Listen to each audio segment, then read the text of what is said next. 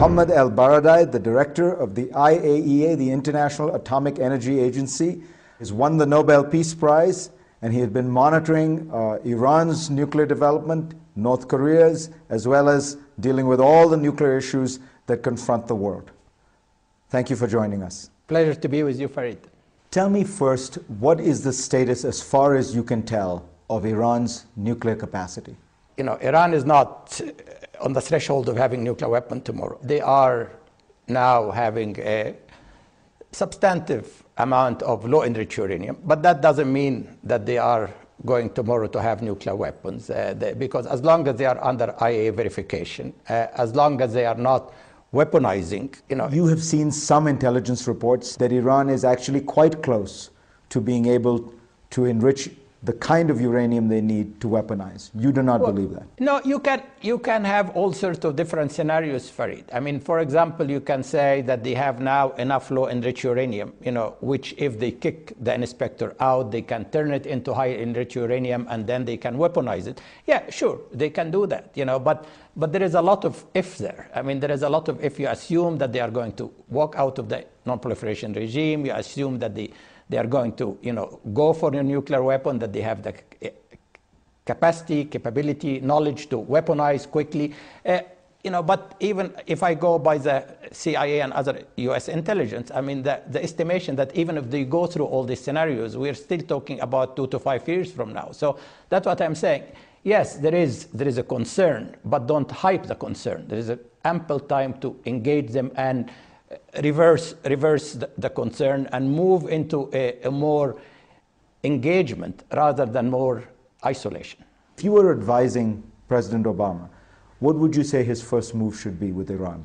I think his first move, he already did, is to stretch his hand. And I call on the Iranian right now, and I've talked to them here, that you really need to reciprocate. You need to also show goodwill. You need to take a couple of good steps that are showing goodwill. For example, a proposal for suspension or implementation of the additional protocol. Work with the agency in a more transparent way.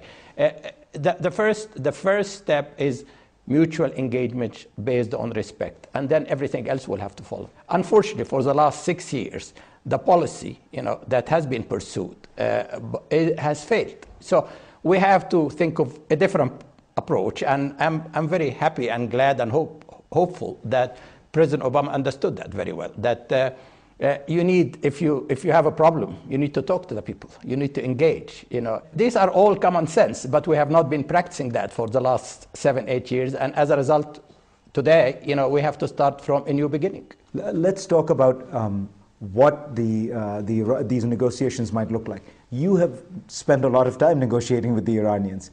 From the outside, it looks like they're tough customers. They're very tough customers. I mean, they have, I always say, and they have 1,000 years of experience as a bazaris. You know, they know, you know, what to ask for, what is the right price, and they also then negotiate the price as up to the last minute. Yeah, absolutely, and they are very good at that, and they are very clever negotiator, and they think strategically, unlike the Arab world, where there is an emotional reaction.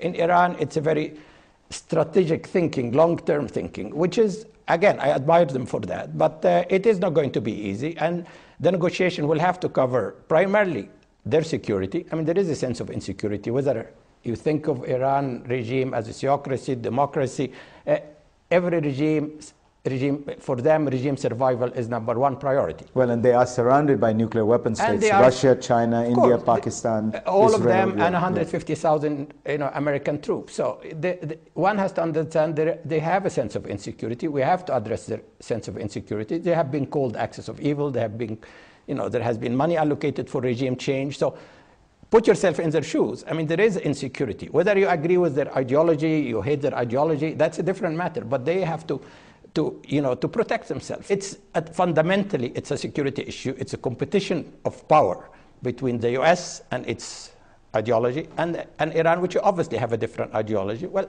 you need to reconcile your differences. You need to put all your grievances on the table.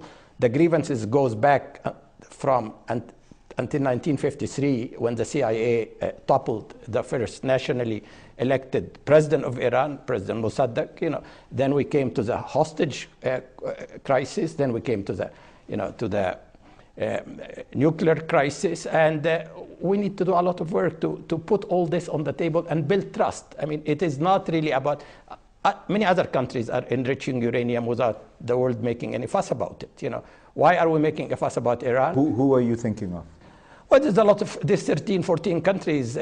Japan is enriching, Brazil is enriching, Argentina is enriching. But isn't the argument that the Iranians lied to your agency for almost a decade, and that therefore there's deep distrust about Iran's intentions? I fully agree with that. They did not tell us the truth. They should have reported to us what they have been doing. And I always said that there is a confidence deficit, and Iran has to go out of its way to build confidence by opening up with the agency, provide maximum transparency. And are they doing that now? In your last report, you said they were not. No, they are not. Now, you know what Condoleezza Rice's argument about the negotiations is.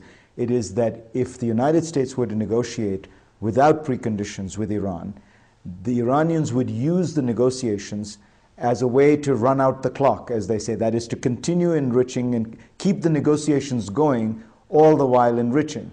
And that therefore the negotiations would become an end in and of themselves, because that would be the cover through which the Iranians would enrich. Do you agree with that?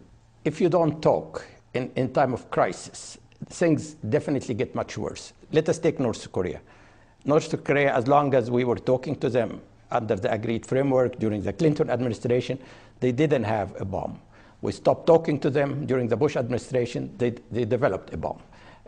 Iran, we did not talk to them because we ended up Iran mastering the technology. Hamas, we tried to quarantine, Hamas, and quarantine 1.5 million civilians. We ended up with a carnage, a slaughterhouse in Gaza. So I don't really buy that argument in general. No matter how your grievances, you have to talk. You have to talk. Talking, as we know, also, once you talk to your enemy, it creates a sense of moderation. I mean, yesterday terrorists are today prime ministers and president. We know that. This is reality, this is fact. But if we talk to Iran specifically, of course, if you start the negotiation, we have to freeze the activities. I mean, there has been a number of proposals on the table for freeze, that Iran, as a condition, not as a condition, but at least as a prelude to negotiation, Iran should freeze its enrichment activities, international community should freeze its sanctions, and then let us start and look for the ground bargain. And you think the Iranians would agree to that? I think there is a good possibility that they agree to that. In my experience with the Iranians over the last few years, they were ready at different times to agree on a freeze. And however, at that time, the Bush administration they insisted that they have a full suspension, which I knew, for the last few years, it was not going to happen.